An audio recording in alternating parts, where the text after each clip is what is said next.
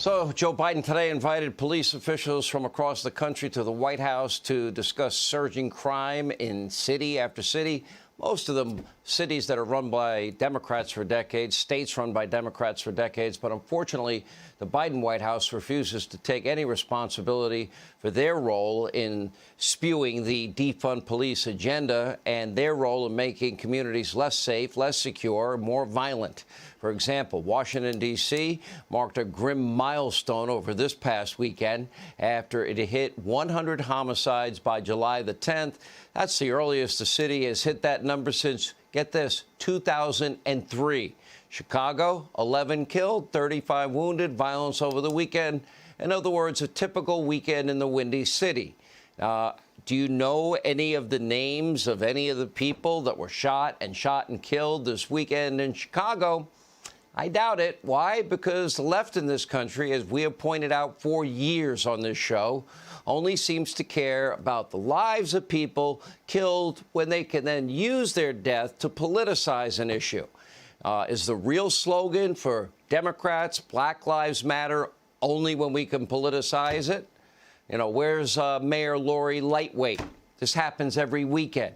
Where's the accountability for these far-left failures? New York City this weekend, a 13-year-old, 19-year-old, they were killed, 7 others injured in 6 shootings over 14 hours across the city of New York.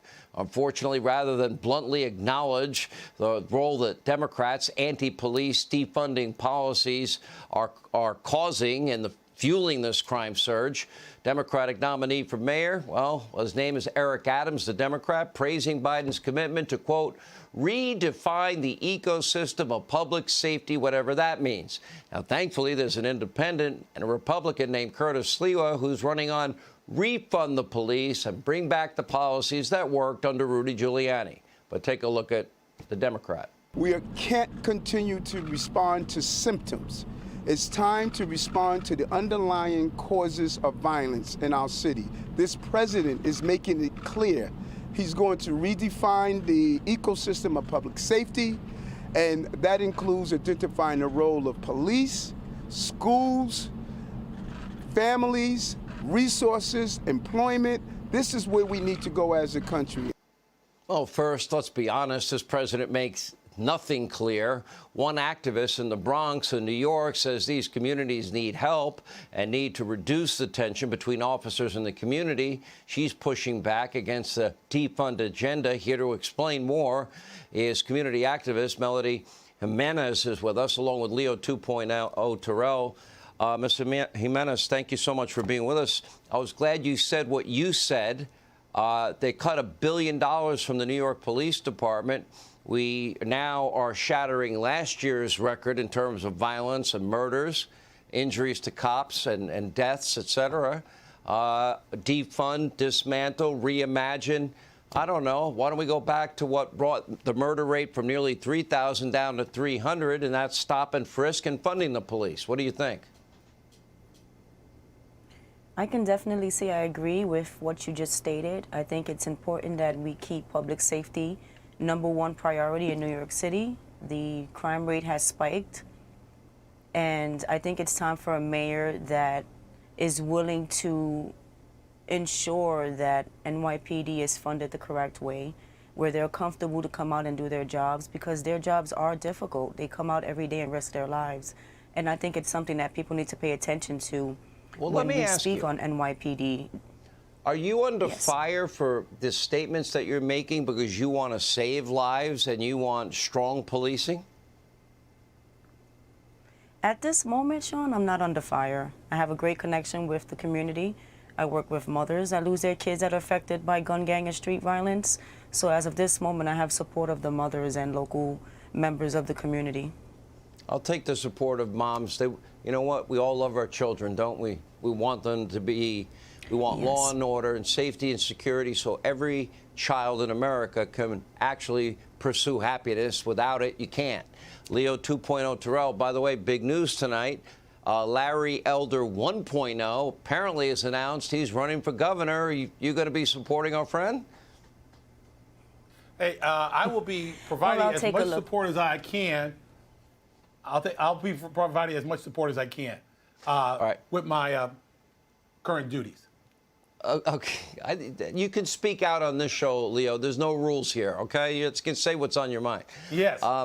Let's talk about this. Another weekend, more violence, and this is all noise to me, this reimagining stuff.